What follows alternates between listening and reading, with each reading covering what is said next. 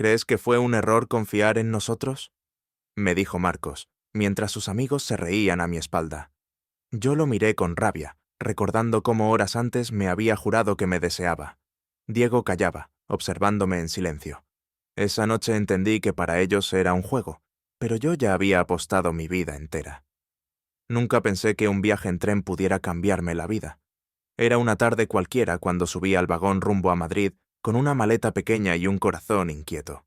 Quería empezar de nuevo, dejar atrás la rutina de Salamanca y encontrar algo que me hiciera sentir vivo. El tren estaba lleno y apenas encontré un espacio para quedarme de pie. Entre el bullicio de la gente, mi mirada se cruzó con la de un hombre que llevaba uniforme militar, alto, serio, con una expresión que parecía impenetrable. Junto a él, otro soldado más joven, con una energía distinta, casi juguetona, que contrastaba con la rigidez del primero. Intenté apartar la vista, pero no pude. Había algo en ellos que me atrapaba, como si hubieran entrado al vagón únicamente para alterar mi rumbo.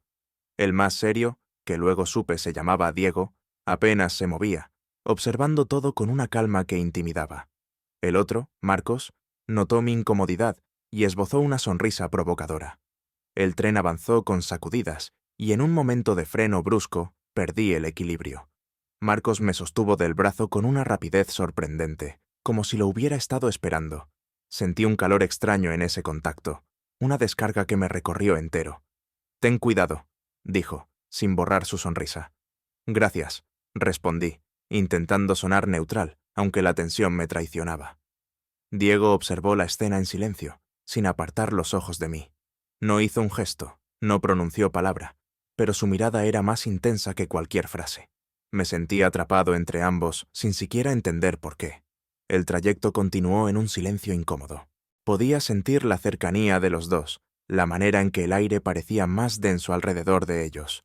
Cada vez que Marcos soltaba un comentario ligero, Diego lo callaba con un gesto, como si quisiera mantener todo bajo control. Y sin embargo, eran ellos quienes controlaban el ritmo de mi respiración. Al llegar a la estación de Chamartín, la multitud nos arrastró hacia el andén. Intenté perderme entre la gente, pero una mano volvió a sujetarme. Era Diego. «No corras tanto», dijo, con voz grave. Me quedé quieto, sorprendido de que hablara por primera vez. Su tono no era una orden, pero tampoco una sugerencia, más bien una declaración de que me había marcado sin mi permiso. Marcos apareció a su lado, divertido, como si todo aquello fuera un juego.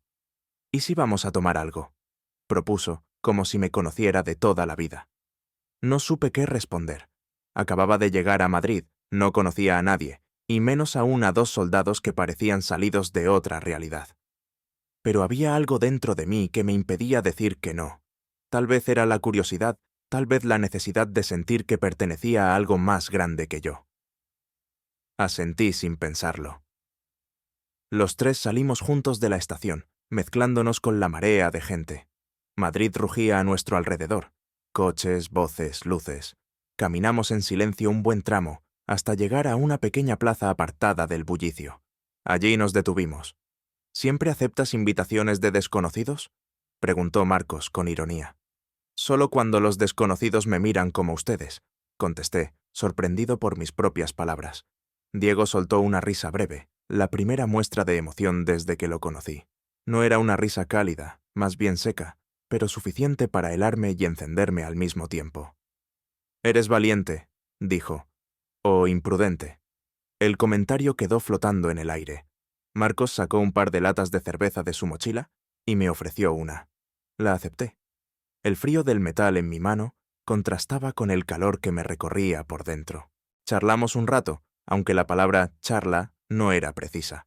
Más bien era un cruce de miradas, insinuaciones y silencios cargados. Ellos hablaban poco, pero cuando lo hacían, cada frase parecía elegida para ponerme a prueba. Yo respondía con torpeza, pero sin querer soltar la cuerda que nos unía. De pronto, Diego se inclinó hacia mí.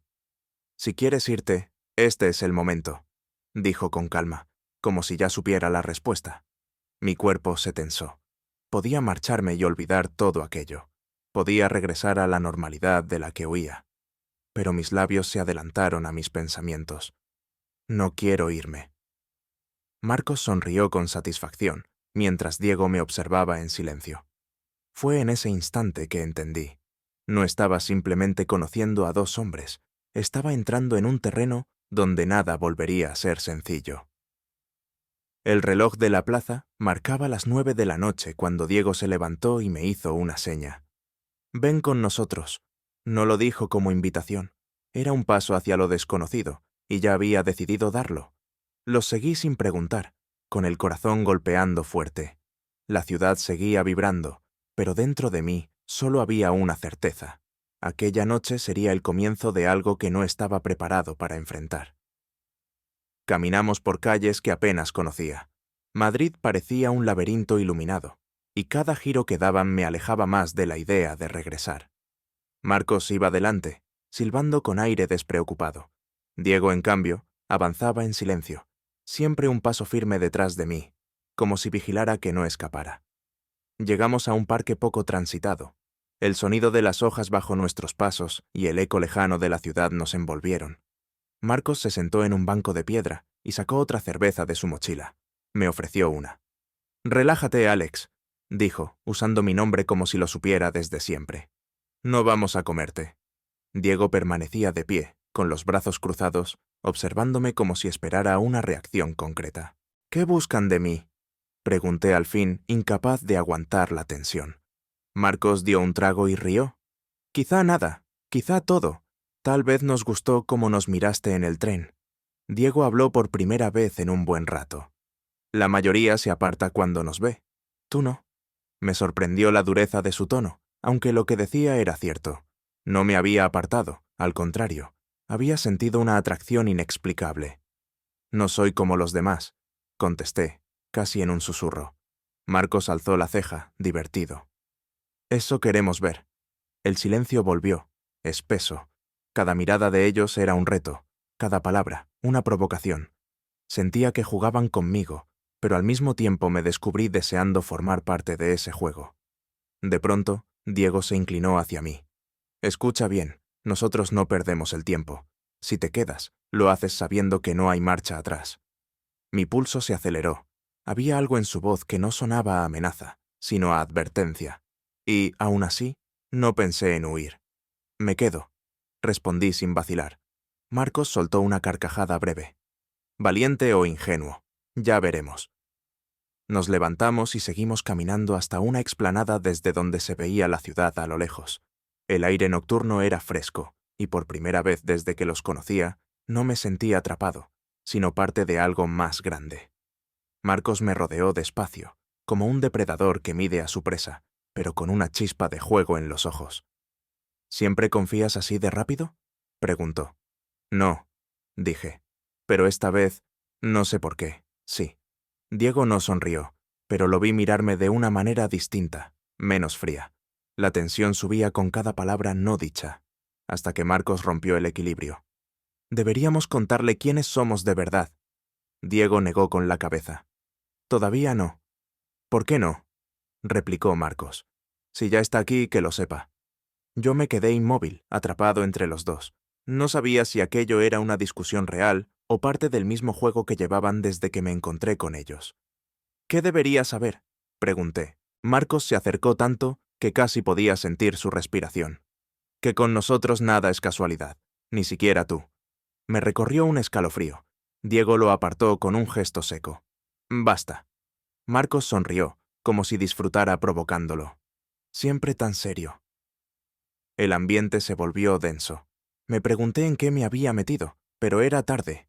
Ya había elegido quedarme. Diego me tomó del brazo. «Ven». Lo seguí sin resistencia, aunque mi mente estaba llena de preguntas. Caminamos hacia una zona más oscura del parque, donde apenas llegaba la luz de las farolas. Marcos nos seguía, aún con esa sonrisa burlona. Nos detuvimos junto a una baranda que daba a un estanque. El agua reflejaba la luna en fragmentos rotos. «¿Qué es lo que esperas de nosotros?», preguntó Diego de repente. Me quedé en silencio. No tenía una respuesta clara. Deseo, tal vez, una conexión, algo que rompiera la monotonía de mi vida. «No lo sé», dije al fin, «pero no vine aquí buscando nada. Y sin embargo, aquí estoy». Marcos aplaudió suavemente. Honesto, me gusta. Diego me miró con intensidad. Entonces prepárate, porque lo que viene no será fácil. No entendía a qué se refería, pero algo en su mirada me hizo sentir que hablaba en serio, que aquella noche era apenas el inicio de algo mucho más grande de lo que podía imaginar. Marcos se acercó y apoyó una mano en mi hombro. Tranquilo, solo disfruta. Yo asentí, aunque dentro de mí sabía que había cruzado un punto sin retorno. Las campanas de una iglesia cercana marcaron la medianoche. En ese momento comprendí que Madrid no me había recibido con los brazos abiertos, sino con un desafío, y que, por primera vez en mi vida, estaba dispuesto a aceptarlo. Los días siguientes fueron una confusión de encuentros breves y silencios prolongados. Marcos insistía en verme, siempre con bromas y un aire de aventura. Diego aparecía menos, pero cuando lo hacía, su presencia era imposible de ignorar. Yo me debatía entre la ligereza de uno y la seriedad del otro, atrapado en un triángulo que no sabía cómo manejar. Una noche, Marcos me escribió con urgencia. «Ven, necesito hablar contigo. Solo tú y yo». Dudé, pero al final acepté. Nos vimos en una explanada cercana a la estación. Su tono al recibirme era distinto, más intenso, como si hubiera decidido dejar el juego atrás. «Diego no entiende lo que siento», me dijo, sin rodeos. «Pero yo sí sé lo que quiero, y lo que quiero eres tú». Me quedé en shock. Había esperado todo menos esa confesión directa. Antes de poder contestar, él me tomó de la mano. Había deseo, sí, pero también algo más: desesperación. No puedo seguir fingiendo que todo es un juego. Tú lo sientes también, ¿verdad? Quise responder, pero en ese momento escuchamos voces que se acercaban. Marcos soltó mi mano de inmediato.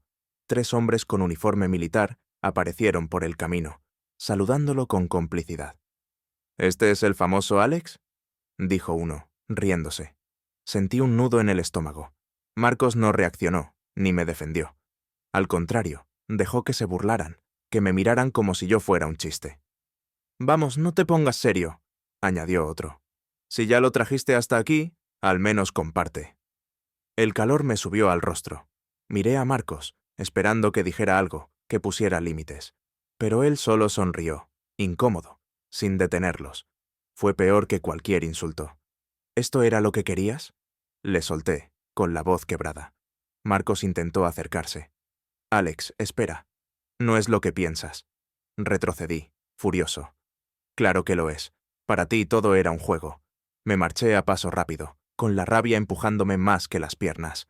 Apenas avancé unos metros, alguien me detuvo del brazo. Era Diego. «¿Qué pasó?», preguntó, con el ceño fruncido. Me solté bruscamente. «Pregunta a tu amigo. Él sabe muy bien lo que pasó».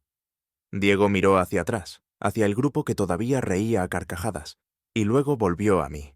No dijo nada. Ese silencio me dolió más que las burlas. «Tú también lo sabías, ¿no?», reproché. «Siempre supiste que esto acabaría así». Él apretó la mandíbula, pero no respondió. Su silencio era un muro imposible de atravesar. «Eres peor que él», añadí, antes de darme la vuelta. No esperé respuesta. Corrí hasta perderlos de vista, con las lágrimas mezclándose con el sudor y la rabia. En ese momento entendí que había sido ingenuo, que había confundido interés con respeto y deseo con afecto. Aquella noche no volví a casa directo. Caminé por calles desconocidas, intentando calmar el temblor de mis manos. Las risas de los militares resonaban en mi cabeza, mezcladas con el eco del silencio de Diego. Era como si ambos se hubieran puesto de acuerdo, uno en exponerme, el otro en abandonarme. El reloj de la Puerta del Sol marcaba la 1 de la madrugada cuando finalmente me detuve. No tenía ganas de regresar, ni de hablar con nadie. Solo quería desaparecer. Pero algo dentro de mí también ardía, una rabia que no estaba dispuesta a morir en silencio. Esa traición, esa humillación, no iba a ser el final de mi historia. La mañana siguiente, mi teléfono no dejaba de vibrar. Mensajes, notificaciones, capturas de pantalla. No tardé en descubrir lo que había pasado. Alguien había grabado la escena de la noche anterior. Marcos, riendo con sus compañeros, yo alejándome con el rostro descompuesto. El vídeo circulaba en grupos privados y en cuestión de horas ya estaba en redes sociales con comentarios llenos de sarcasmo. Sentí el estómago vacío. Había confiado en ellos, y ahora mi intimidad se había convertido en entretenimiento. No sabía quién lo había compartido primero, pero el daño ya estaba hecho. Un mensaje de un viejo amigo de Salamanca apareció en mi pantalla. ¿Esto es en serio, Alex? La gente habla de ti. Mejor vuelve antes de que sea peor. No contesté. Minutos después sonó una llamada. Era mi madre. Alex, ¿qué es lo que estoy viendo?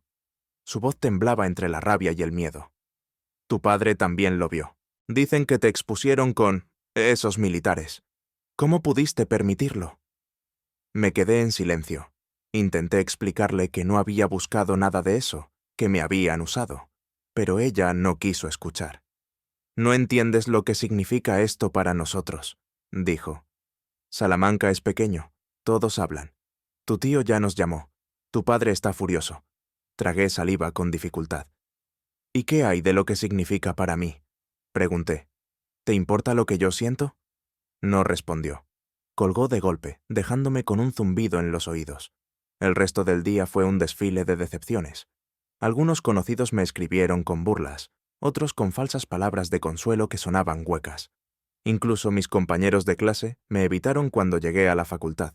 Las miradas eran suficientes para dejar claro que me habían reducido a un chiste.